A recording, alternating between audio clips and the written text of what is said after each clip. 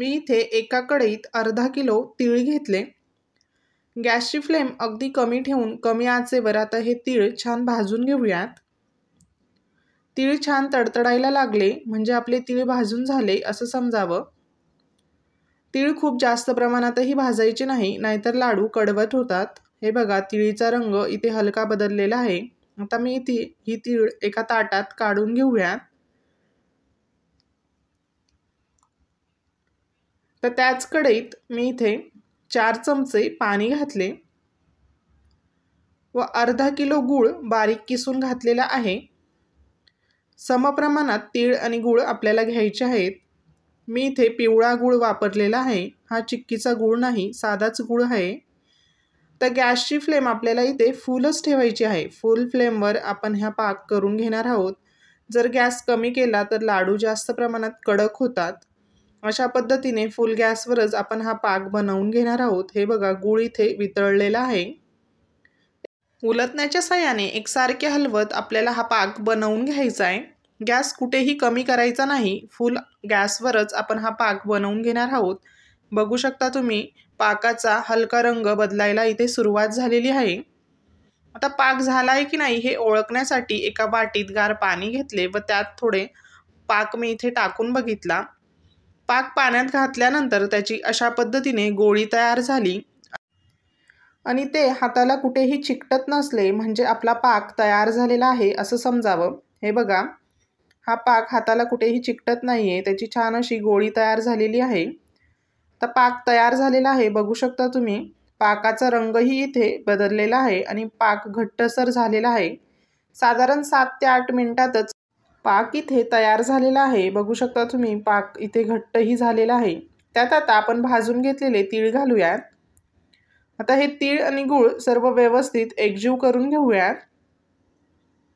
उलटण्याच्या साहाय्याने हे बघा, अगदी व्यवस्थित मी इथे मिक्स करून घेत आहे। तीळ आणि गूळ छान मिक्स झाल्यानंतर आता आपल्याला इथे गॅस बंद करायचा आहे। हे बघा, अशा प्रकारे मी सर्व हे इथे व्यवस्थित मिक्स करून घेतले। आता आपले हे तयार केलेले मिश्रण लवकर कोरडे होऊ नये किंवा कडक होऊ नये, त्यासाठी ही एक ट्रिक आहे। एका कढईत गरम पाणी करून घेतले, त्यावर आता ती कढई ठेवायची। अशा पद्धतीने गरम पाण्यावर आपण ही मिश्रणाची कढई ठेवली म्हणजे त्या गरम पाण्याची वाफ त्या मिश्रणाला लागत राहते आणि आपले हे तयार केलेले लाडूचे मिश्रण शेवटपर्यंत कडक होत नाही। एका डिशमध्ये 2 ते 3 बर्फाचे खडे घेतले। आता हा बर्फ हाताला चोळून घ्यायचा। अशा पद्धतीने हाताला गार पाणी किंवा बर्फ लावून घेतले म्हणजे हाताला लाडू वळताना चटके बसत नाही। तर अशा प्रकारे थोडे थोडे मिश्रण घेऊन आपल्याला हवे त्या आकाराचे इथे आपण लाडू बनवून घेऊयात। सुरुवातीला मिश्रण खूपच प्रमाणात गरम असते, त्यामुळे ही कढई तुम्ही लगेचच पाण्यावर नाही ठेवली तरी चालेल। आधी थोडे लाडू करून घ्यायचे, त्यानंतर जेव्हा थोडे मिश्रण हळूहळू कडक व्हायला सुरुवात होते तेव्हा तुम्ही ही कढई अशा पद्धतीने गरम पाण्यावर ठेवून हे लाडू सर्व वळून घेऊ शकता। हे बघा, सुरुवातीला प्रत्येक वेळी हाताला बर्फ चोळून मगच हे लाडू बनवून घ्यायचे। अशा पद्धतीने गार पाणी किंवा बर्फ लावून घेतला म्हणजे हाताला चटके बसत नाही। हे लाडू वळताना तेल किंवा तूप लावायचे नाही। हे बघा, अशा पद्धतीने मी इथे सर्व लाडू बनवून घेते। फक्त पाक करताना ही एक गोष्ट लक्षात ठेवा, पाक आपल्याला फुल गॅसवरच बनवून घ्यायचा आहे, तरच आपले लाडू छान कुरकुरीत होतात। नाहीतर गॅस कमी ठेवला तर लाडू खूप प्रमाणात कडक होतात। हे बघा, हे अशा पद्धतीने हे तिळीचे लाडू तुम्हीही एकदा नक्की करून बघा। हा बघा, शेवटचा लाडू देखील मी इथे वळून घेते। अगदी पटकन हा लाडू देखील वळला गेलाय। अशाच पद्धतीने माझे सर्व लाडू इथे तयार झालेली आहेत।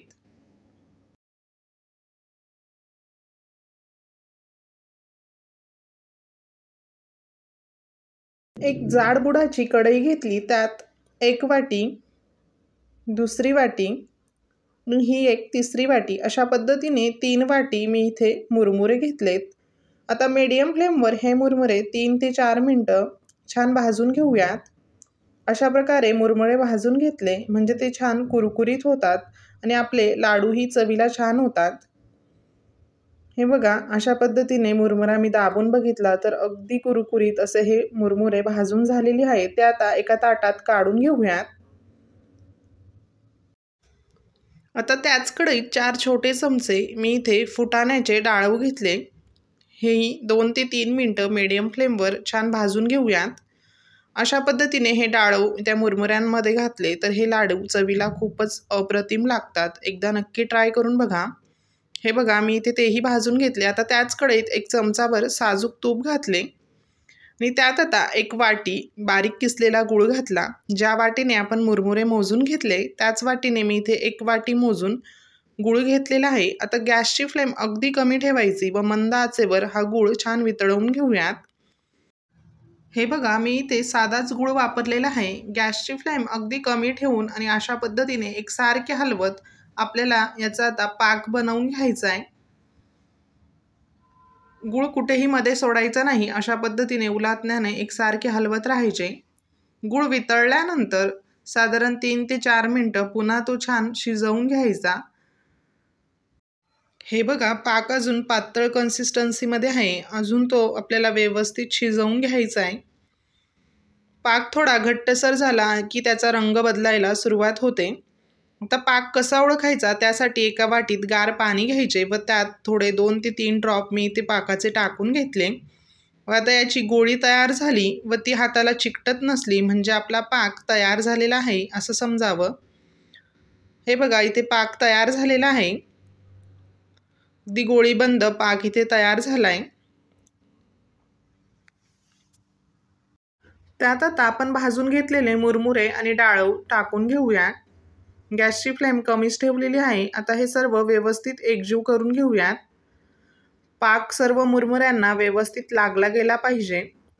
जर अशा पद्धतीने योग्य प्रमाण घेऊन तुम्ही हे लाडू बनवले तर अगदी परफेक्ट आणि मस्त असे कुरकुरीत हे मुरमुऱ्याचे लाडू तयार होतात. हे बघा, सर्व पाक मी मुरमुऱ्यांना व्यवस्थित मिक्स करून घेतला. आता इथे गॅस बंद करायचा. मी इथे कढई खाली उतरवून घेतली. तर लाडू बनवण्यासाठी आपल्याला इथे गार पाणी लागणार आहे. गार पाणी अशा पद्धतीने हाताला लावून तर याचे आपण लाडू वळून घेऊयात. मिश्रण गरम गरम असतानाच आपल्याला याचे लाडू बनवून घ्यायचेत. जर मिश्रण जास्त गार झाले तर लाडू वळले जात नाहीत. हे बघा, मिश्रण कडक होते म्हणून मिश्रण गरम असतानाच अशा पद्धतीने मी इथे लाडू बनवून घेते. अगदी झटपट आणि कमी वेळात मस्त कुरकुरीत असे हे लाडू तयार होतात. प्रत्येक वेळी हाताला अशा पद्धतीने गार पाणी लावून मी इथे लाडू बनवून घेते. लाडू बनवताना तेल किंवा तूप लावू नका, नाहीतर हाताला चटके बसतात. हे अशा पद्धतीने गार पाणी लावून हे लाडू अगदी झटपट आणि कमीत कमी वेळात झटपट तयार होतात. अशाच पद्धतीने मी इथे सर्व लाडू बनवून घेते. 3 वाटी मुरमुऱ्यांसाठी 1 वाटी गूळ आपण इथे वापरलेला आहे. अगदी परफेक्ट असे आपले हे लाडू तयार झालेत. अशा पद्धतीने 3:1 प्रमाण घेऊन हे लाडू आपण इथे बनवून घेतले. हे बघा, शेवटचा लाडू देखील अगदी मस्त आणि परफेक्ट इथे वळला गेला आहे. बघू शकता तुम्ही.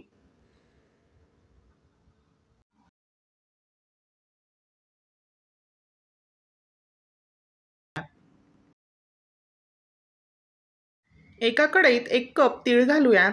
जर तुमच्याजवळ अशा पद्धतीने कप नसेल तर तुम्ही वाटीच्या साहाय्याने मोजून इथे 1 वाटी तीळ घातले तरी चालेल.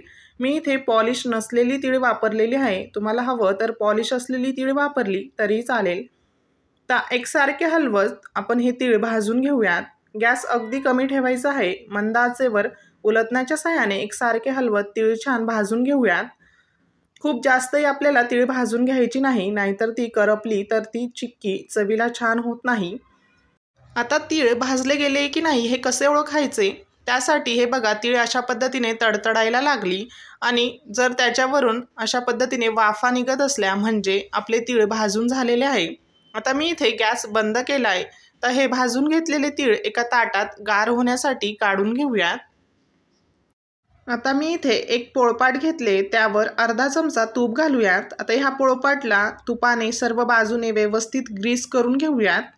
आपल्याला इथे लाकडीच पोळपाट घ्यायचे आहे. जर लाकडी पोळपाट नसेल तर तुम्ही दगडी पोळपाट इथे वापरू शकतात. आणि तेही नसेल तर डायरेक्ट किचन प्लॅटफॉर्म स्वच्छ करून घ्यायचा व त्यावर तूप लावून तुम्ही ही चिक्की बनवू शकता. ॲल्युमिनियम किंवा स्टीलच्या ताटात ही चिक्की लवकर निघत नाही, ती ताटाला चिकटून बसते. हे बघा, लाटण्यालाही मी इथे तूप लावून घेतले.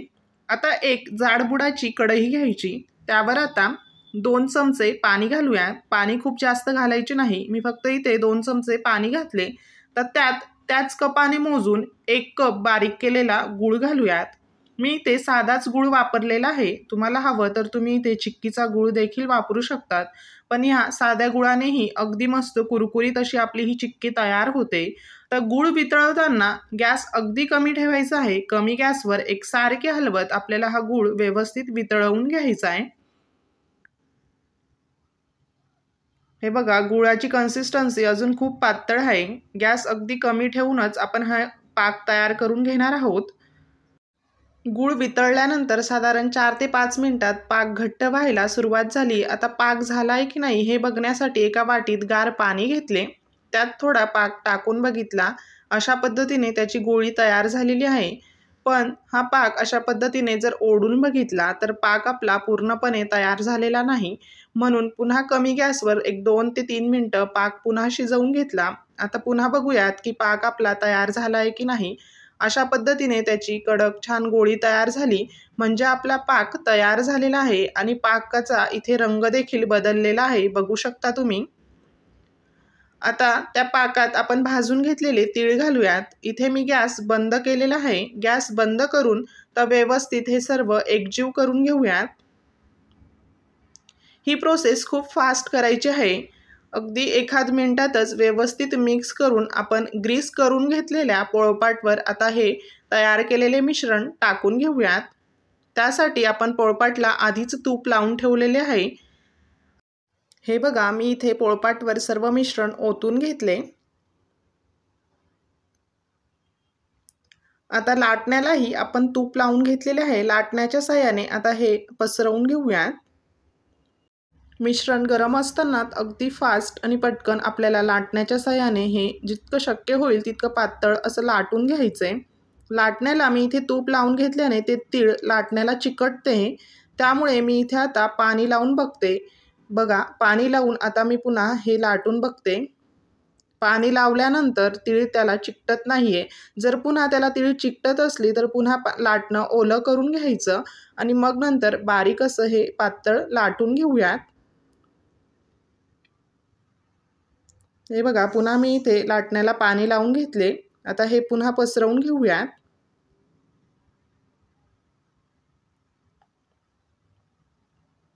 हे बघा, अगदी कडेला व्यवस्थित एकसारखं सर्व बाजूंनी मी इथे चिक्की पसरवून घेते.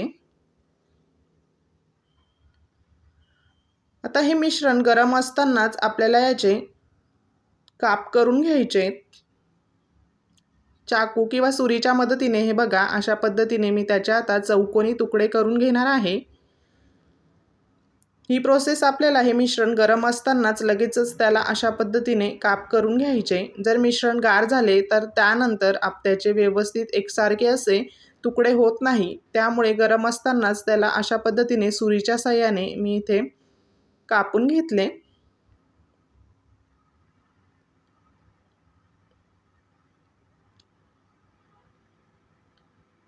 तिळाची चिक्की बनवताना ह्या काही खास टिप्स लक्षात ठेवल्या तर अगदी कुरकुरीत आणि परफेक्ट अशी आपली ही तिळाची चिक्की तयार होते.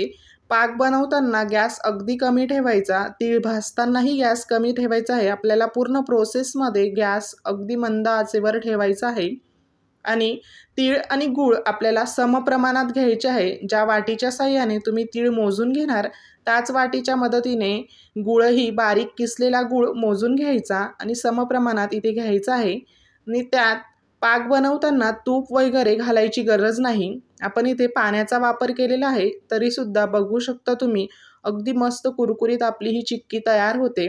आता मी इथे काप करून घेतल्यानंतर साधारण 20 मिनिटं असेच ठेवले होते. 20 मिनिटानंतर हे पूर्णपणे थंड झालेले आहे. गार झाल्यावर आता सुरीच्या मदतीने अगदी हळूवारपणे आपण हे काप काढून घेऊयात. हे बघा, अगदी सहजपणे आपली ही चिक्की निघते. हे बघा, अशा पद्धतीने सुरीच्या मदतीने मी इथे सर्व चिक्की काढून घेते। अगदी कुरकुरीत बाजारात मिळते त्या पद्धतीने आपली ही तिळाची चिक्की तयार झालेली आहे। साधारण 15 ते 20 मिनिटच आपल्याला हे मिश्रण गार होऊ द्यायचं आहे। त्यानंतर लगेचच अशा पद्धतीने त्याची ही चिक्की काढून घ्यायची। जास्त वेळ तसेच ठेवायचे नाही, नाहीतर ही चिक्की पोळपाटला खाली चिकटू शकते। हे बघा, अशा पद्धतीने एक एक करत मी सर्व चिक्की इथे काढून घेतली। बघू शकता अगदी सहजपणे चिक्की पोळपाटपासून वेगळी होते आणि चकाकी देखील बघू शकता चिक्कीला अगदी परफेक्ट आलेली आहे। आणि हे बघा, मी आता तुम्हाला ही चिक्की एका डिशमध्ये काढून दाखवते, त्याचा तुम्ही आवाज देखील ऐकू शकता।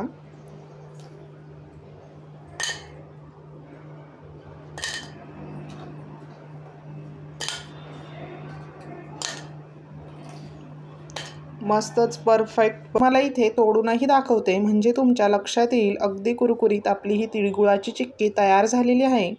जर तुम्हाला रेसिपी आवडली असेल तर फॅमिली रेसिपीजला नक्की सबस्क्राईब करा।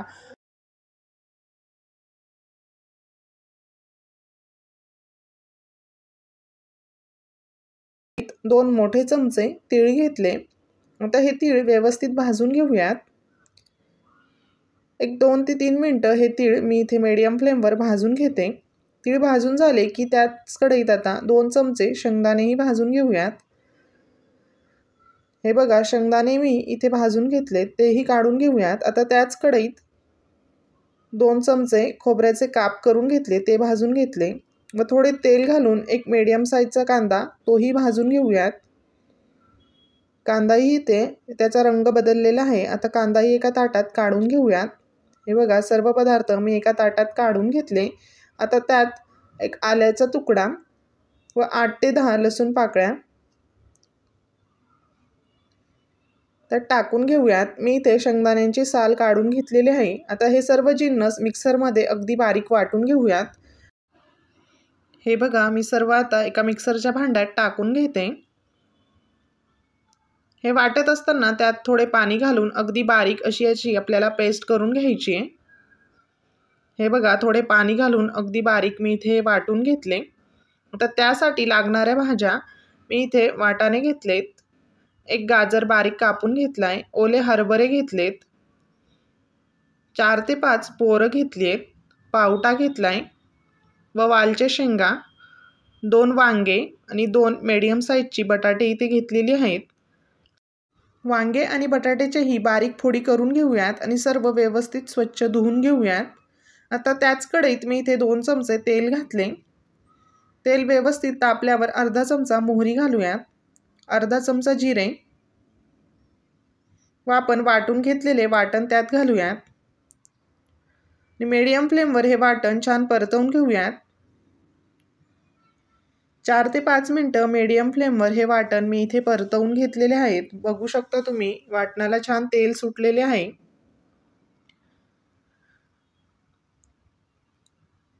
त्यात आता मसाले घालूयात। 2 चमचे लाल तिखट, पाव चमचा हळद, अर्धा चमचा धनेपूड, अर्धा चमचा गरम मसाला व 1 चमचा मी इथे काळा मसाला घालते। तुमच्याकडे साठवणीतला जो कुठला मसाला असेल तो तुम्ही इथे घालू शकतात आणि मसाल्यांचे प्रमाण तुम्ही तुमच्या आवडीनुसार थोडेफार कमी जास्त केले तरी चालेल। आता हे मसालेही छान परतवून घेऊयात।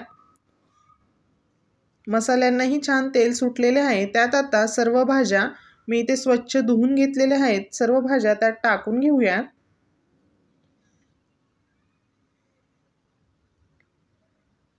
संक्रांतीच्या आदल्या दिवशी भोगी हा सण येतो, त्या दिवशी हे सर्व मिक्स भाजी केली जाते। हिवाळ्यात या सर्व भाज्या उपलब्ध असतात, त्यामुळे या दिवशी ही भाजी केली जाते। त्यात आता चवीपुरते मीठ घालूयात, व्यवस्थित मिक्स करून घेऊयात।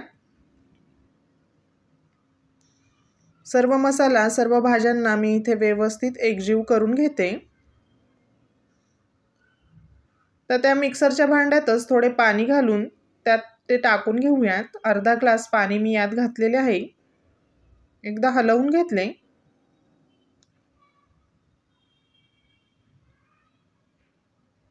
व्यवस्थित मी इथे हे मिक्स करून घेतलेले आहे। त्यावर आता झाकण ठेवूयात आणि झाकण ठेवून मीडियम फ्लेमवर भाजी छान शिजवून घेऊयात। गॅसची फ्लेम इथे कमी करायची व कमी गॅसवर साधारण 12 ते 15 मिनिटं मी ही भाजी शिजवून घेतली आहे। मध्ये झाकण काढून 1 ते 2 वेळा भाजी छान हलवून घ्यायची। बघू शकता तुम्ही भाजीला तर्री खूपच छान आलेली आहे। व्यवस्थित मिक्स करून घेऊया। ही भाजी तुम्ही अशीच सर्व केली तरी चालेल किंवा तुम्हाला थोडी पातळ हवी असेल तर भाजीत अर्धा ते 1 ग्लास गरम पाणी करून घालू शकता। पण भाजीला शक्यतो पाणी गरम करूनच घालायचे। बटाटा शिजलाय की नाही ते चेक करूयात। हे बघा बटाटा व्यवस्थित शिजलेला आहे, म्हणजे आपल्या सर्व भाज्या इथे व्यवस्थित शिजल्या गेल्या आहेत। त्यात आता घालूयात मस्त हिरवीगार अशी कोथिंबीर। एकदा हलवून घेऊयात। आणि अशा पद्धतीने आपली ही भोगीची भाजी तयार झालेली आहे। अगदी मस्त आणि चवीलाही खूपच छान लागते। बघू शकता अशा पद्धतीने त्याची कन्सिस्टन्सी आलेली आहे। जर तुम्हाला भाजी पातळ हवी असेल तर यात गरम पाणी करून तुम्ही घालू शकता।